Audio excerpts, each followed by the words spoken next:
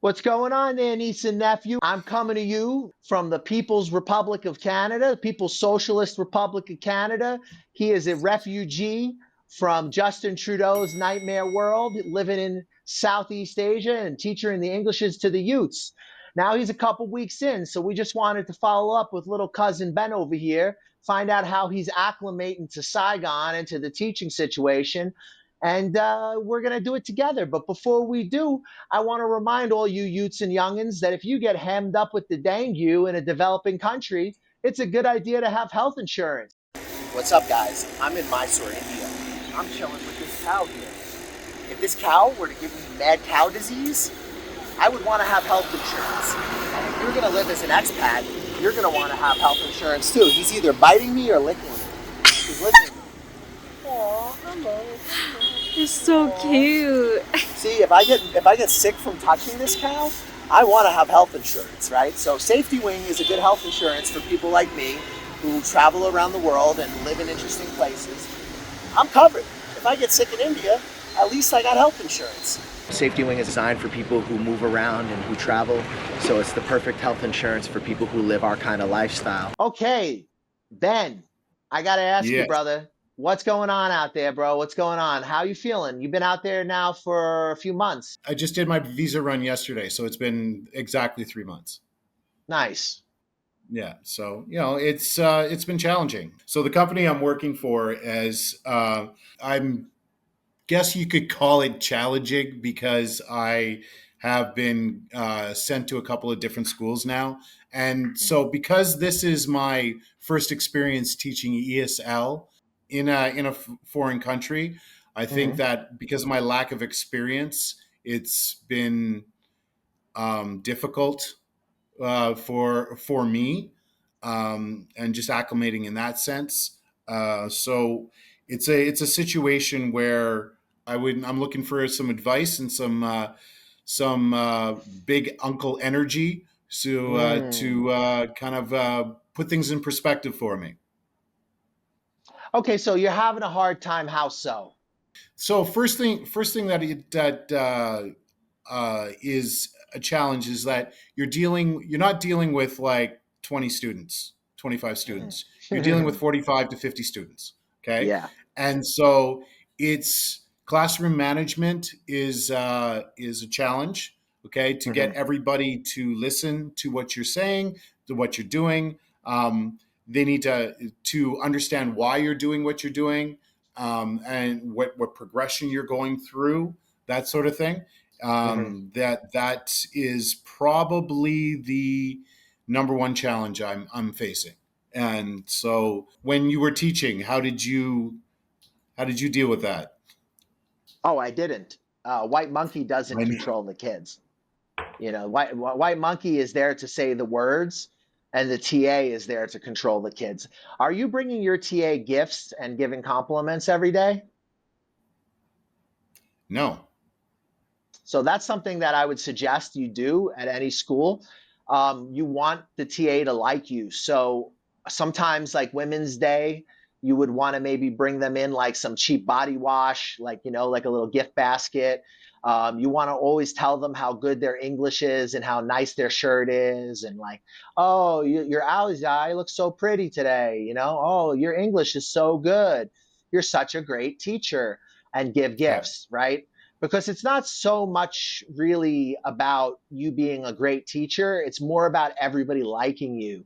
And I think one thing you have to remember about your TA is that your TA is making like $200 a month, maybe, right? So they're not in the same situation as you as far as pay. And they may not know exactly how much you're getting, but they know you're getting a lot, right? Yeah. So if they think you're a ding dong, they might, you know, kind of be angry that you're getting paid all this money. Meanwhile, she's getting fuck all, and you don't know what the hell you're doing, right? So I never discipline the kids. Like, I don't yell, I don't scream. There's a couple times where I did yell, but it's like some kid trying to kick in the bathroom door when I'm taking a piss. Like, yeah, I screamed on that little bit. Generally, I don't scream at a whole classroom. I leave it to the TA, right?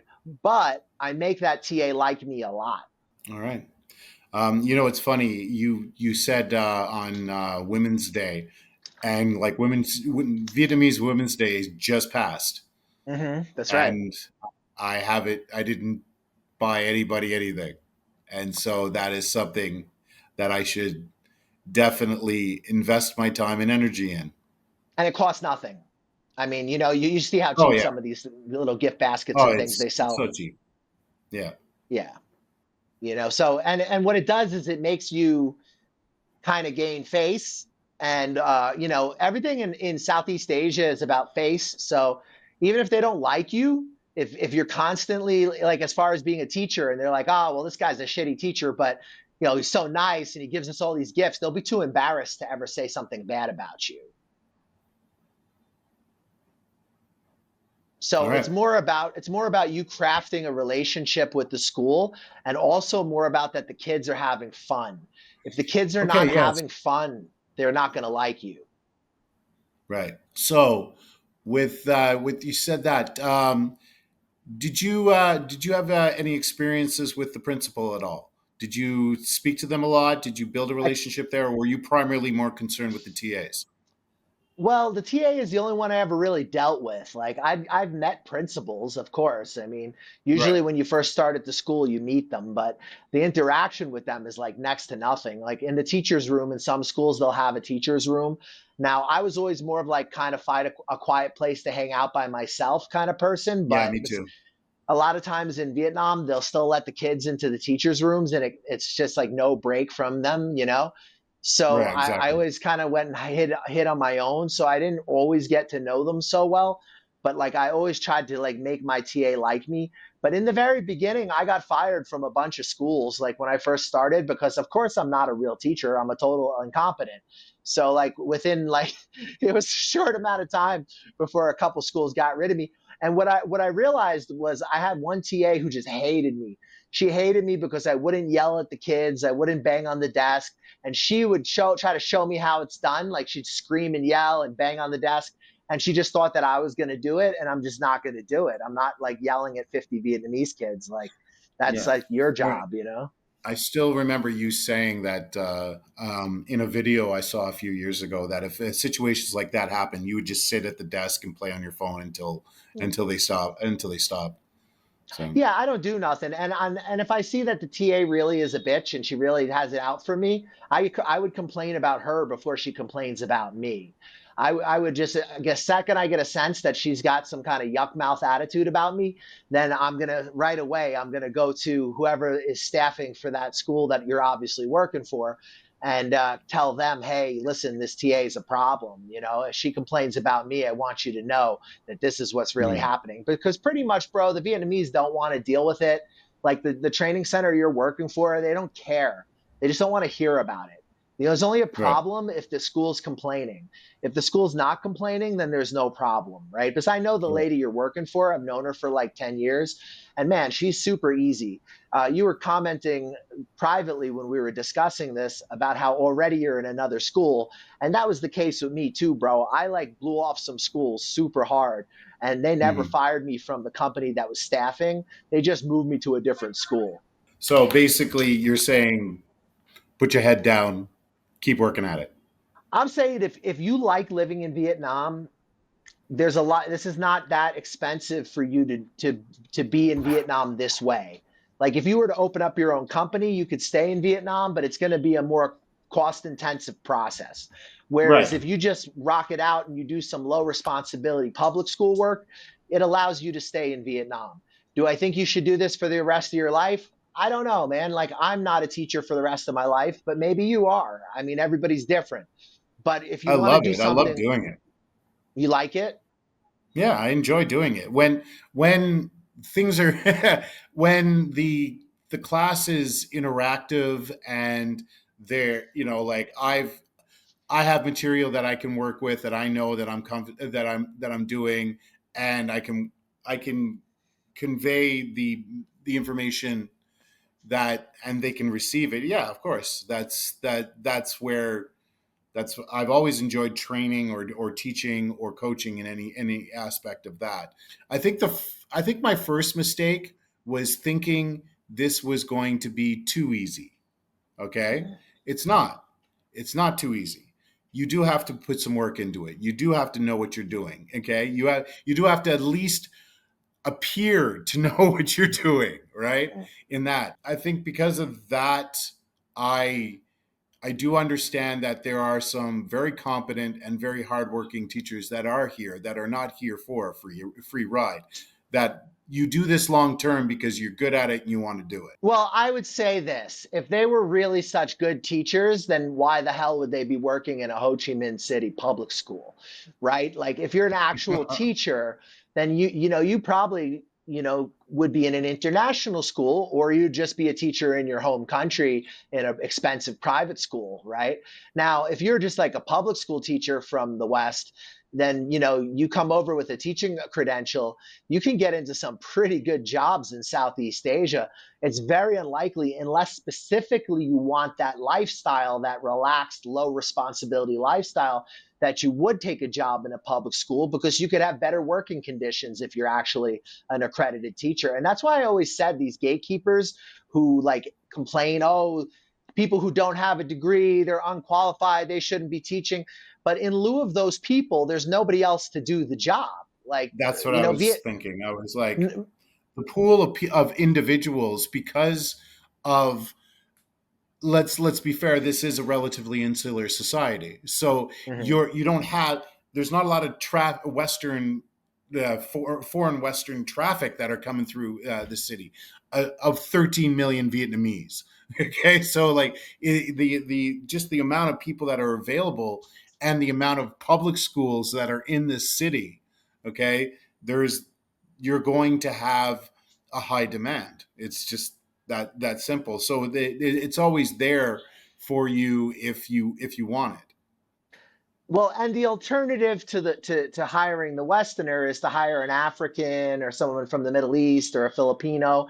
And to be honest, the Vietnamese just don't really want to do it. Like, are there jobs there that will employ all those nationalities? Definitely. But the average Vietnamese person will pay much more money for a white Canadian or a white Brit. So this is what the recruiters seek out, right? Especially if they're Mhm. female, young. Like these are like the prime things that employers are looking for. You could be a girl who's like 22, 23, blonde hair from Australia, and you will be a hotter candidate than a middle aged man with like a master's degree in education, even if you don't have a degree at all. Right. Yeah, and it So, was, so that's the first thing people need to understand. Right. So I think maybe the problem that you're facing is that I think you're thinking about this too much, like I need to do this really good job, when the most important thing about the job that you're doing and the place that you're at in the market is that everyone is having fun. all right. Thank you. I'm not the type of person where it's just like I'm going to add on to that. When I hear a piece of advice that I should take, I'm going to just take it in and process it instead of just making excuses and, you know, processing it in a way where it's not necessarily relevant, but like just that it's not as a big a deal. It is. I think it is. You're accurate in the sense. I want to make this work. Mm-hmm. Okay, that's that, and I think that's where the thinking about this too much comes in. Where Mm-hmm. I want to make this work. I put a lot of effort and time and energy into getting into this position, and I want to make this work. So I think there's a certain amount of pressure that I'm putting on myself Mm-hmm. when I do get transferred to another school. Oh, I can see it. I can see that you're stressed out. And, you have to understand it doesn't matter, because you will just continuously fail into another job, because you're still going to be better for the company to say, hey, I have this white Canadian versus, hey, I have this Nigerian. Yeah, no, that's fair. And I was thinking that when I asked my employer, I was thinking that when I like why am I continue to get different chances? And for that's the difference, right? She needs to be professional. She needs to do her thing, right? Mm. But my big uncle is going to tell me the truth, right? Well, Like, I'm not saying I agree. I'm not saying this is right or I'm not wrong. It is saying I just, agree to either, but it's just like yeah. I this is the way it works. And I am literally coming straight like to face with it. Like it I'm going to get another chance. I'm going to get another chance. Why? Yeah. Because of what you just said. Okay? Yeah, because you're And not too this fat. is the reason why guys like me have a better chance out here because of what you said. And it's an uncomfortable truth to some people. It is what it is. That is the reality out here, and that is the reason why you can fail upward in Vietnam. So you're not too fat. You have all your teeth. You're not that old, so you have a lot of stuff going for you. And you have to remember that, like, whatever school didn't like you, the next school doesn't know shit about you. So the Yeah, way they see it is that they can just keep working on trying to teach you how to be a teacher, which really just means you need to go in there and you just need to have fun. The kids need to have fun. Everybody needs to have fun. It should be like you're going to a fucking birthday party. And then the TA, you're just going to shower them with compliments. You're such a good teacher. Oh, I'm not as good of a teacher as you, but I want to learn from you. The first day at school, you find out what her favorite coffee is. The next day, you show up with it. Oh, what's your yeah, favorite Vietnamese coffee? Boom. Next day, you got it for her. Women's Day, you get her a fruit basket or a body wash, right? You give gifts to the principal, all the teachers, because as you know, if you're teaching in a public school, you got different TAs every class. yes. You might get back to back the same TAs, like back to back classes, especially if they're like right beside each other. They usually schedule it like that. But other if they're on different floors, yeah, no, you're not going to see the same TA. So if the majority of the school really likes you, even if one teacher doesn't like you, then you're protected. Like, for example, Mish, my wife, she used to work at a school in District 3, and she could do no wrong. Everyone in the school loved her. And because of Mhm. that, no matter what kind of mistakes the company made, no matter whatever bullshit was going on, they never blamed her because everybody loved her. But she would sit there with them and practice Vietnamese, and she would eat lunch with them. You know, meanwhile, I'm hiding next to the motorbikes. You know, Misha's like eating fish off the bone with the Vietnamese teachers. And I'm Mm. telling you, man, you could go either way with it. But if you make a strong effort to make people like you and you make a strong effort to have fun, like it's going to be hard for one sour ass TA to really get you taken down because the school will have a positive impression of you. And that's really everything in Vietnam is about appearances. So like the more that you seem like you know what you're doing, the more that everyone just believes it. All righty. Can I tell you about like a chaotic situation that happened in one of the classes? Yeah, yeah, but that's what I'm I, asking. I What's going and on? this was nuts. Okay, Okay. Hmm. I came into the class and there was just water on three sets of desks, and you know how they Hmm. arrange them in twos, right? So Yeah, yeah, like sometimes, yeah. two across, two up, and there was just water. So Yeah. water on the books, on the notebooks, on the floor, on the chairs, and everybody's yelling at one specific female student. Okay, Okay. and they start gravitating towards her, and I'm Hmm. like, I turn, like, I stand in between them. I'm like, no, no, no, I don't know what's going on. Everyone's yelling, obviously in Vietnamese, so it's a it's a language I don't even know. TA comes in, and I look at him. I'm like, I think a fight's gonna break out, like in the class, because like they are they were like moving around me to yell at this girl. Okay, Yeah. takes takes five or six girl students out to speak to the supervisor. I can't even go with the class. I try to do a couple, like 5 minutes of class. I'm like, no, they're too wild up, they're too angry. And so I just for like 10-15 minutes just trying to calm them down, calm the situation. Over the course of the next 20 minutes, the one student at a time gets sent back in. And then one of the things I thought was very a little strange in their thinking, the antagonist, okay, gets sent 5 minutes before the end of the class, and there's lunch right afterwards. What do you think is going to happen to her during lunchtime? Probably the same thing I thought of. Okay, I'm like, there's going to be a fight in the yard. Like, you could just set, when she walked into class, silence. Everybody was, I was like, wow, I don't think I've ever experienced that. Okay. That sort of thing. So, What age are they? grade 6. Oh, so you're doing middle school. Yeah. I'm doing middle. Okay, Okay. I had a situation in a middle school where one time I walked in and I just did my normal ritual. Like it takes me 10 minutes just to unpack my bag. So that eats into Mm, the class a bit, right? And as right. I'm doing that, I look over and some kid drops an elbow like Muay Thai style and cracks this kid right in the head. And it was about grade 6, 2 or 5, something like this. He's like, Right. hello, teacher. And then he turns around and goes, And wow. then hoof. And I just pretended like I didn't see it and carried on. So that's what I would have done if I was in your situation. I would just pretend like it's not happening. And they sometimes they'll be like, teacher, look. And I'll just pretend like I don't see anything, but it's none of Mm. my business. It's amongst the There, Vietnamese. that's one of the realities of teaching here is that there's going to be things that you're going to see that you would never in a million years expect to see. Okay. That's just the I mean, reality. if they start hitting her in front of you, then you should stop them. But if they're just like yelling and screaming at her, let the Vietnamese teacher deal with that. That's not Well, your they problem. there was, like I said, there was about 6 students in front of me, and Hmm. I know that they would have put hands on her if I wasn't there. That's why I walked into that. Like I didn't at first. I was just like, "What's going on?" And I'm trying to calm everybody down. But then when they started moving towards her, that's when I was like, "Okay, I'm getting in between them." And so yeah, that so I didn't want to see a mob justice in a grade 6 school Oh, classroom. You know, I saw mob justice in a grade 5 classroom. I saw it over the pandemic.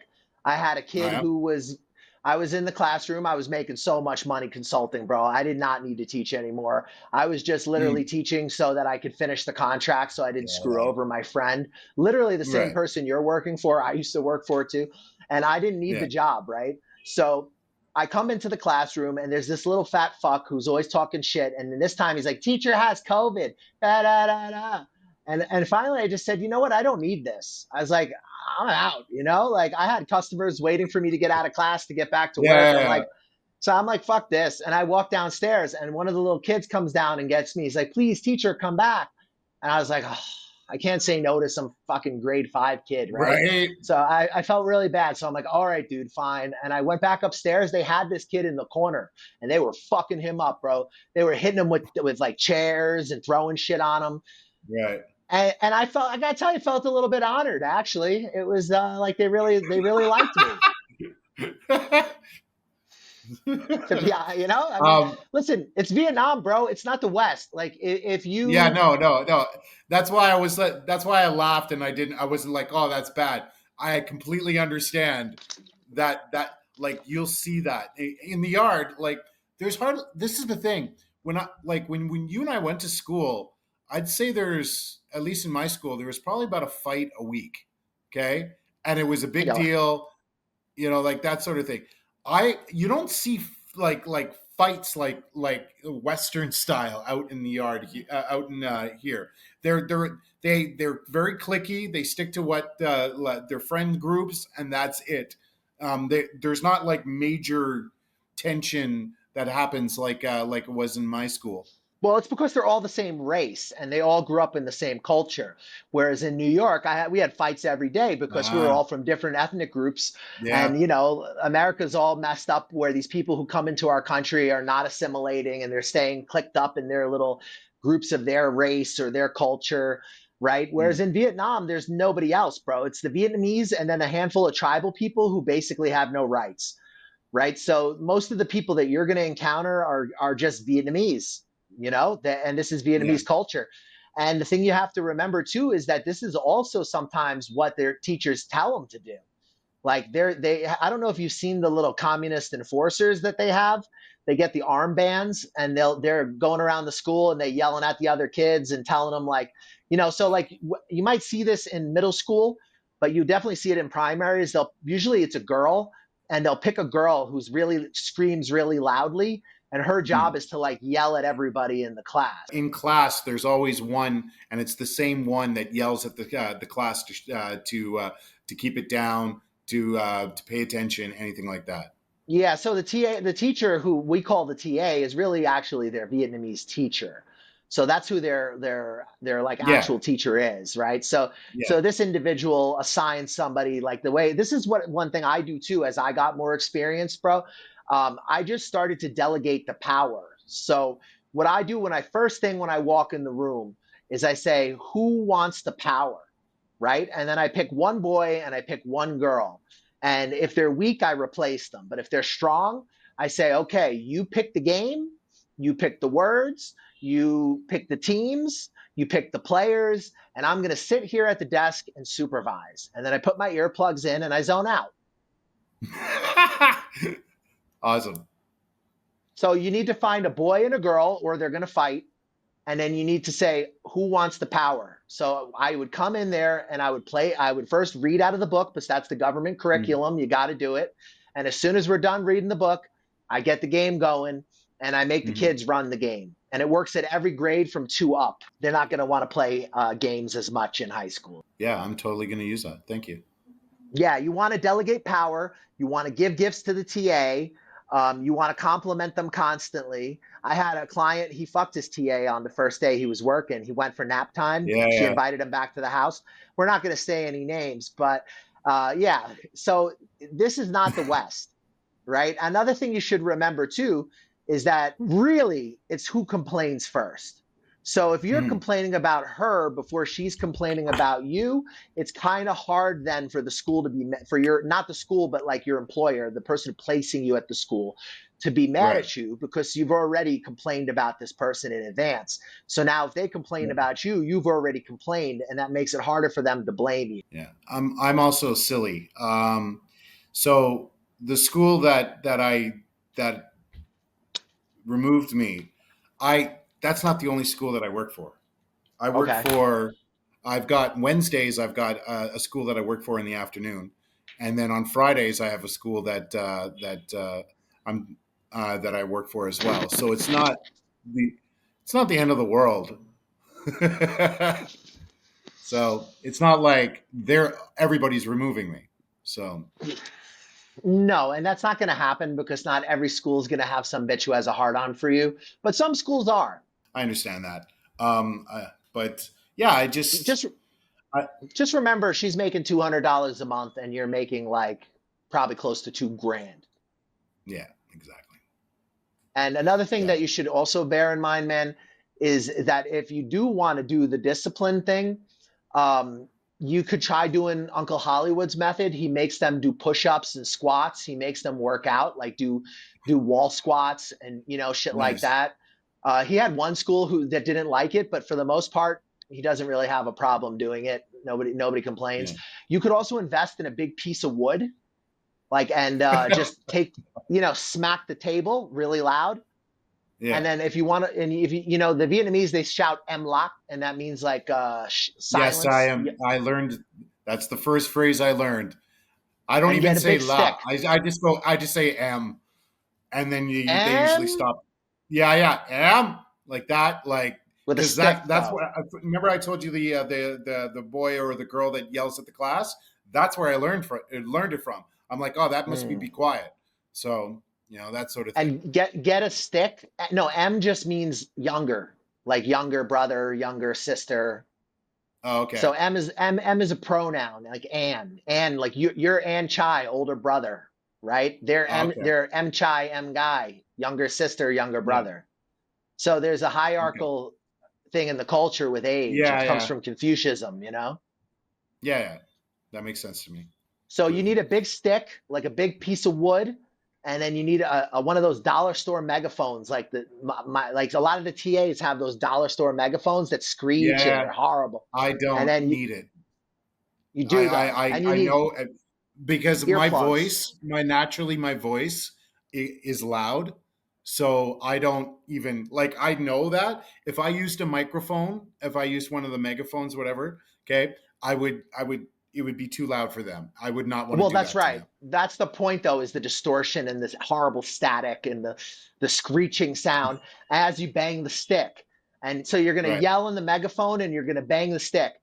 and just like bang the stick really hard. Another thing you could do is to start pounding on the desk. Ah, I've done you that. know, I've done that a couple of times, and it made me understand that, like, about most of the class was like shocked, and I was yeah. like, okay, I'm not gonna do that often, because like I'm gonna do it when things are really out of control, because Yeah, it yeah, yeah, yeah. just You don't do it all the time, bro. You want them to yeah, like you, yeah, but you also yeah. want them Yeah, to fear. But they need to fear you a little too. They're yeah. They kids. yeah, you need equal parts fear and respect, right? See, I had So a different attitude. I was like their disinterested father. Like, think of me as your father, but I just don't care, right? yeah, I'm yeah, yeah, there, I'm around, but I'm not yeah. connected in any way, right? Yeah, Like, yeah, so yeah. I, I'll sh- teach you some stuff. Eh, you know. if you Yeah, want, no, I get it. if that's what you want, if you want to listen, I'll teach. If you don't want to listen, I'll stand there, Yeah, and I'll be on time. I'll smell decent, and I'll do whatever the TA tells me to do. yeah, I exactly. don't think I try not to think too much. The problem is if you think too much, you start thinking you know better for the Vietnamese than the Vietnamese know better for the Vietnamese. See, And trust me, can we they don't. talk about that? That there was a situation with a teacher a couple of years ago. I remember watching it go down on the on your feeds, on your Facebook Hmm. feeds, and there was a teacher that clearly had delusions of grandeur, that he was 10 times more important than he was.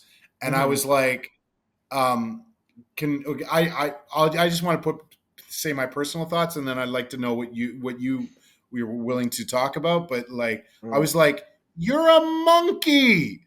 Yeah, yeah, Okay, yeah. you're a monkey in a huge fucking system. What are you doing thinking that you can change, you like change the way that Yeah. they're teaching? Okay, you're and it just that was the thing that I was angry about, when I watched these interactions going. I'm sure you remember the situation and the circumstances. I just wanted to know what your thoughts were about it now, looking back on it a couple of years from now. Well, man, I don't know particularly which one because this kind of thing happens a lot. But I could give you a story about one person that I worked with when I first started teaching, and he was a nice Okay. guy. Actually, he was from England, and he really cared, and he wanted these kids to have a proper English education.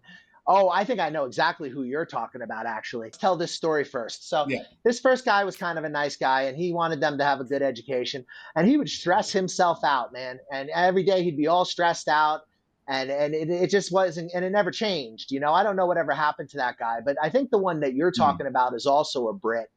And this Yes, it dude, was a Brit. he went crazy, bro. He I melted down. know. He said really bad things about the school to the principal, telling them like all this stuff. Like, and he was a real piece of shit because like if he didn't like the job, he could have just quit. Instead, he made all this drama for like a pretty good recruiter that I've known for years, telling the school, oh, they don't know what they're doing and da da da. It's like, and this guy is not even like a teacher in his country. He's like some DJ in his country or something. He did something with like Hmm. music, and then he comes to Vietnam, and suddenly he has like he believes that everyone should have a proper education, and only he knows the right. You got to Yeah, get I know. people like Yeah, that. The first yeah. guy I was talking I know. about was more benign. This guy was more of a narcissist. The first guy was more Yeah. benign. This guy was more of a narcissist. But the moral of any of these stories is that that's not your job. Your job is just to come in, make everybody have fun, get them jazzed about speaking English. They get to meet a foreigner. It's exciting.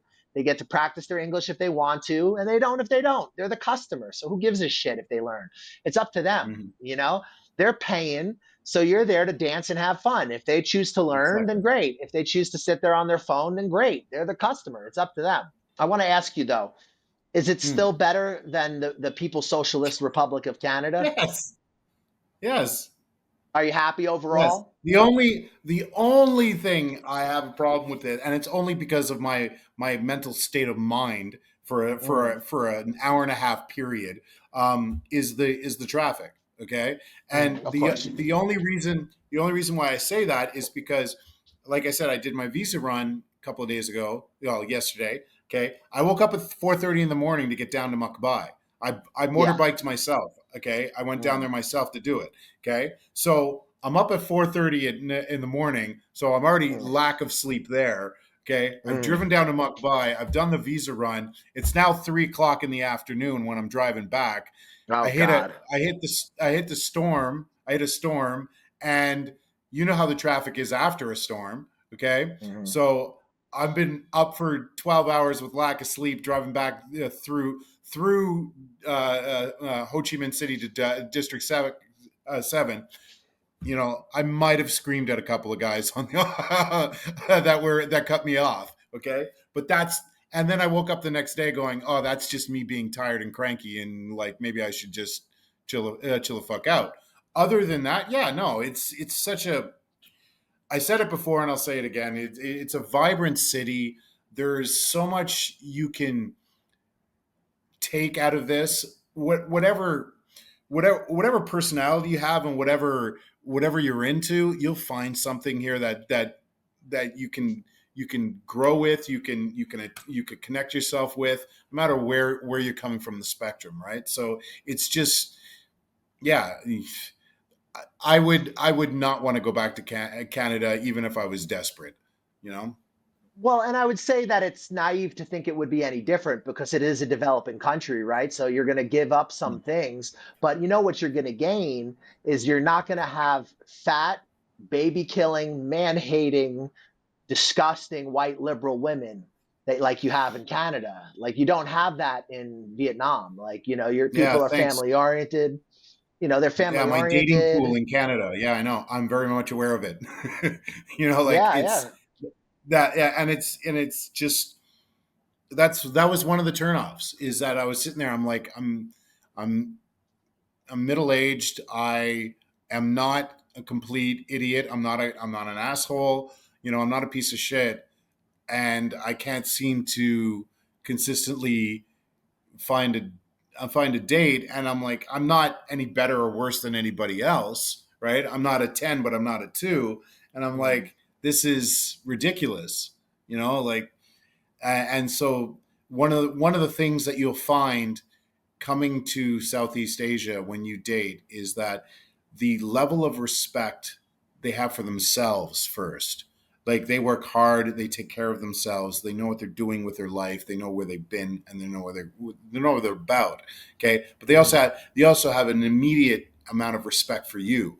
Okay, so what you do with that, depending on the type of person, right? But that's what I've noticed. There's a respect value for each other and for you when you get here. Well, they're more family oriented, and people do have a generally and positive impression of places like the U.S., Canada. I Mm, would say this, man.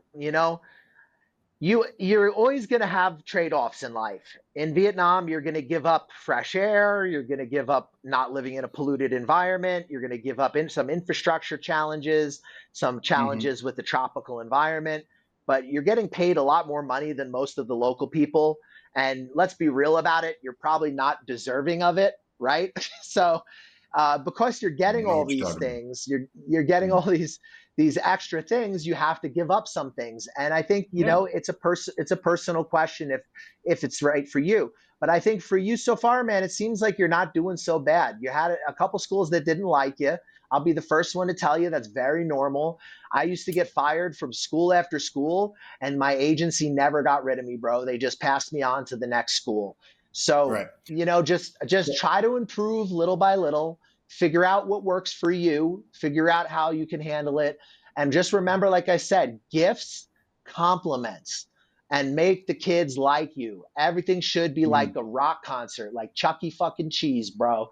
And if I would say if you're not happy, that's you're gonna have to do soul searching. But if you can put up with it, man, I mean, there's a lot worse jobs. Oh, yeah, no, I can keep I can keep moving forward.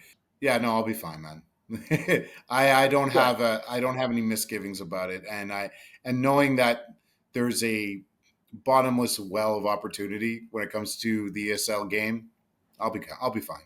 So this is what I'm here for, guys. If you go through anything like this and you need advice, you need someone to bounce these ideas off of. I taught in Vietnam for just about 6 years, and then I was independent and I was able to not have to teach anymore. So the last year that I was in Vietnam, I was just kind of like living and making my money through consulting. But for the beginning, I trudged through this until I got something going. And, I don't have no regrets. Teaching isn't the worst thing you could do. And I would do it again if I had to. There's no shame in it. So I just want to ask Cousin Ben if there's any final thoughts you want to leave anybody with who might be coming over and they might be concerned about facing these types of challenges. The reality is that you're gonna go through a journey to see what fits for you, and this is what I signed up for. So it's the idea that let's keep going. So your advice to someone coming in would be just, even if it's rough, keep trucking. Yeah, You got a goal. you have so many opportunities. Like I would through the back of the mind through this call, I still remembered. Oh yeah, there was that learning center that approached me that wanted me to work some hours too. So and that's just like a passerby because I was standing out in front of the this one of the schools I was teaching, and she was like, And an English center literally across the street. Gave me her number, and that happens all the time. well, so really, this is just a blip. It's not. It's just it's like a Now that little. I'm looking about it, literally processing over this video, this literally was a therapy session Good. over the course of the video to just kind of put things in perspective. I want to thank Cousin Ben for coming out and telling everybody his story, so you guys can get an idea of some of the challenges that you may face teaching. And it's not a dream job, but it's better than a lot of other things you can do, and it's better than a lot of things I did. You'll find a fit eventually. You just gotta hang in there, be resilient, and that is the most important skill that I know about myself, is that I'm a resilient guy. So Good. Well, guys, I yeah, want to thank you for watching and remind you guys that sometimes Big Uncle is not woke or politically correct. And the socials can try to go after me with the algorithms and whatnot. So if you hit yeah, the likes and the shares and the subscribes, you help out your Big Uncle, and it goes a long way. exactly. I try to bring you guys authentic sucker-free travel, based expat consulting. There's a lot of people out there who want to sell you a fantasy. Big Uncle tries to give you the realities of the teaching of the Englishes and of the living in the developing countries and leveraging of the strong passports and the strong currencies. Brush your teeth. I want to remind you all that if you're thinking of coming to Southeast Asia, Big Uncle does hourly consulting as well as hourly coaching, and I have full relocation packages. So, if you're thinking about doing something different with your life, even if you don't know what you want to do, we can just start out by talking. Get a hold of your Big Uncle on any of the social media in the description. And if you're in a rut, listen, teaching in Vietnam is not going to be, this like amazing thing. It's going to, it is what you make of it. Like, you can come and you could really do something with your life, or, not. And, it's just another path. It is what it is, and it is what you make of it. So I want to thank you guys again for watching. I hope that you take something from these videos, and I just want to let Cousin Ben leave us with some final thoughts. Yeah, just want to thank you for the therapy session, the checks in the mail, and it's just the reality of what it's like here, and there's going to be, just like every other path that you're going to take, there's going to be setbacks. You just have to kind of put things in perspective and keep moving forward. Thank you, Cousin Ben. At least Cousin Ben is not in the communist shithole that is Canada, which is now really fucked up because Trump just pulled out of any negotiation deals with them on trade. So the cost of living in Canada is about to go even higher than it was before. So I think you dodged a bullet, my friend. Southeast Asia is on the rise. Thank you for watching, guys. Subscribe and share. Stay in school. Eat your vegetables. And Brush your face and wash your teeth, son. Reborn abroad got me a job in Vietnam. brush your teeth. Reborn abroad helped me retire in Vietnam. Reborn abroad got me a job in Vietnam. Reborn abroad got me a job in Vietnam. Years later, we're still friends, so hit us up. Reborn abroad. They're legit. They got me a job. I'm pretty happy. Reborn abroad got me a job in Vietnam. Reborn abroad got me a job. Brush your teeth. Hey, what's up? I'm D from Canada. Hook up with the New York Nomad if you want a smooth ride into Vietnam or any Southeast Asian countries. Hey, my name is Aaron. Get in contact with the New York Nomads. If you want to get into Vietnam, hit them up. They'll get you in securely and professionally. Yo, this is Uncle Hollywood. I'm telling you right now, the New York Nomad got me a job. He's legit. Hit him up. Check him out. New York Nomad set me up in Vietnam. Yo, my man got me a job. Come to Vietnam. Hey, what's up, guys? You thinking about coming to Vietnam? You're not sure where to start. You've heard a lot of things online. You don't know what's true. You don't know what's not. We offer a consulting service where we help you get on your feet in Vietnam. We give you advice on negotiating contracts with employers. We help you with real estate agents, visa agents that are reliable and that you can trust. We help you get started in this amazing country and get on your feet. We help you get into different opportunities that might be more difficult for you if you were just landing in the country on your own. And we help you avoid a lot of the pitfalls and problems that you could have as a newcomer here. We provide you with reliable job recruiters, visa agents, real estate agents, and advice. If you guys are thinking about coming to Vietnam, hit us up for a consultation. We'll help you get started, help you get on your feet, and hopefully you'll love Vietnam as much as we do.